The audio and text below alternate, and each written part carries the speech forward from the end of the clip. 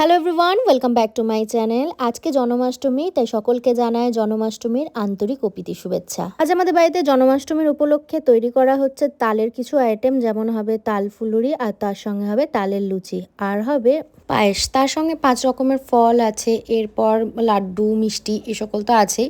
এখানে প্রথমে আমি সাজিয়ে নিয়েছি ভালো করে সিংহাসনটা, পুরো পান দিয়েই সাজিয়েছি। এই পানগুলো আমাদের ঘরেরই গাছের পান। আর এখানে আমি আবার শাড়ি চেঞ্জ করে শাড়ি পরে চলে এসেছি ঠাকুরকে পুজো করার জন্য।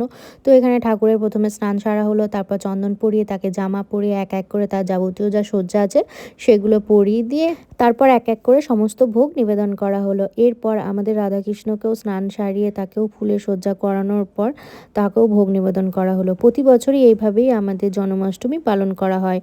আজকে মিনি ব্লগটা এখানে শেষ করলাম। দেখা হচ্ছে পরের দিন অন্য একটা ব্লগের সঙ্গে। সবাই ভালো থাকবেন, সুস্থ থাকবেন। দেখা হচ্ছে পরের ব্লগে। টাটা।